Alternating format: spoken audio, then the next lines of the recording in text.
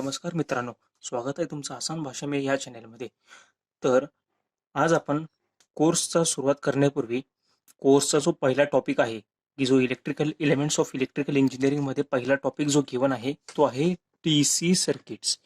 तर आपण हे आज बघणार आहे की why we learn DC circuits. DC circuits हा टॉपिक आपण का शिकायचा, हा पॉइंट आज आपण बघणार आहे.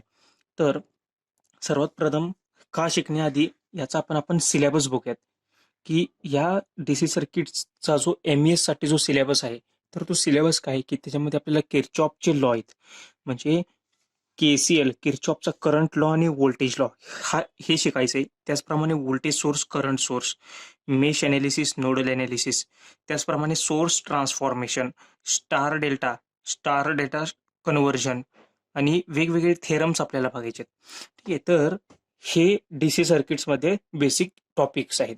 तर हे आपण का शिकायचं आहे की सर्वात प्रथम ज्यावेळी इलेक्ट्रिसिटी आपण हे करतो, म्हणजे इलेक्ट्रिसिटी ज्यावेळी पहिल्यांदा बनवली त्यावेळी डीसी मध्ये बनवली गेलेली. ठीक आहे, तर डीसीचा मिनिंग काय पहिल्यांदा की डीसीचा मिनिंग हा असतो की direct in nature, direct current. म्हणजे डीसी म्हणजे कसं,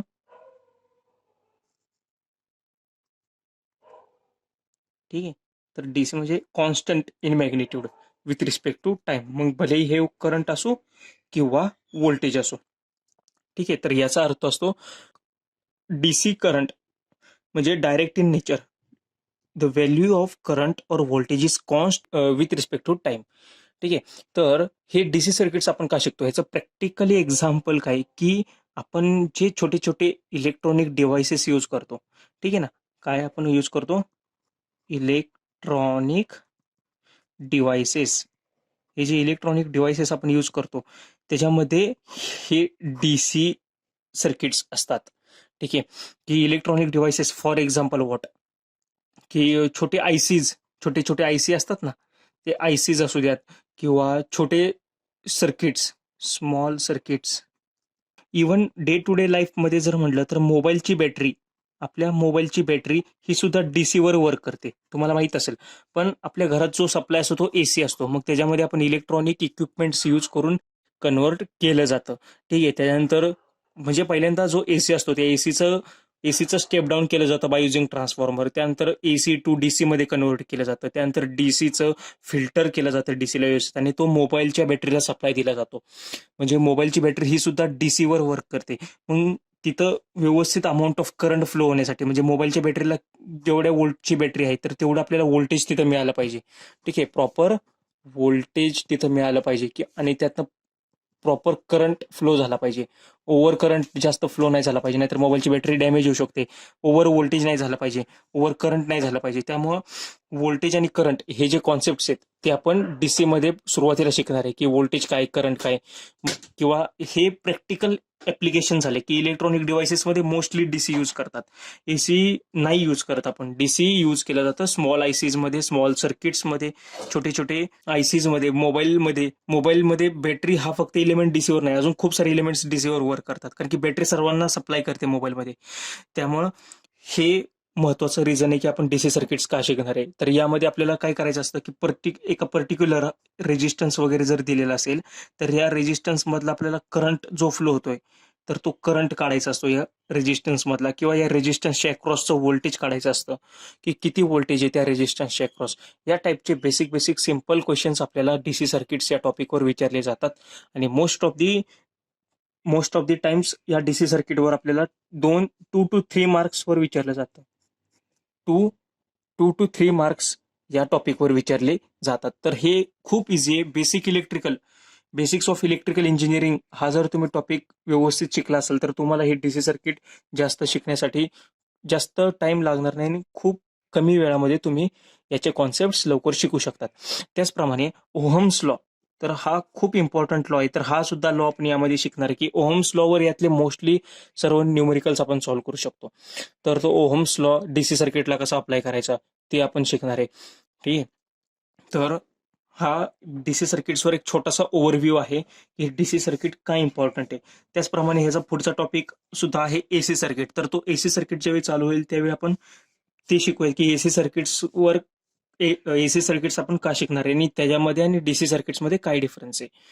ठीक आहे. तर तुम्हाला civil engineering point of view mostly ह्यामध्ये सिव्हिलचा काही टच नाहीये. ठीक आहे. हे प्युअर बेसिक इलेक्ट्रिकल इंजिनिअरिंगच्या कॉन्सेप्ट आहेत. पण हे काय इम्पॉर्टंट आहे कारण की सिव्हिल इंजिनिअरिंग असो किंवा मेकॅनिकल इंजिनिअरिंग असो, तिथं आपण व्होल्टेज आणि करंट हे आपण मोस्टली सगळीकडे यूज केले जातात कारण की इलेक्ट्रिसिटी आपण सगळीकडे यूज करतो. त्यामुळे हे डीसीचे हे छोटे छोटे जे बेसिक पॉईंट्स आहेत हे तुम्हाला माहीत असायला हवेत की करंटला पोझिशन काय असतं, रेजिस्टन्स म्हणजे नक्की काय असतं, त्याला डिनोट कसं करतो, त्या रेजिस्टन्सवर विचारले जाणारे बेसिक एमसीक्यूज की करंट काढा रेजिस्टन्स मधला, रेजिस्टन्सची पॉवर काढा.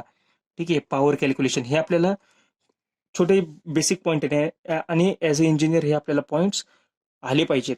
त्यामुळेच हा पॉईंट आपल्या सिलेबसमध्ये इन्क्ल्यूड केलेला आहे की एमपीएससी मध्ये त्यांची अपेक्षा अशी आहे की ऍटलिस्ट जो कॅन्डिडेट आहे की त्याला ह्या साऱ्या कॉन्सेप्ट बेसिक ओव्हरव्ह्यू तरी डीसी सर्किटचा माहीत असायला हवा.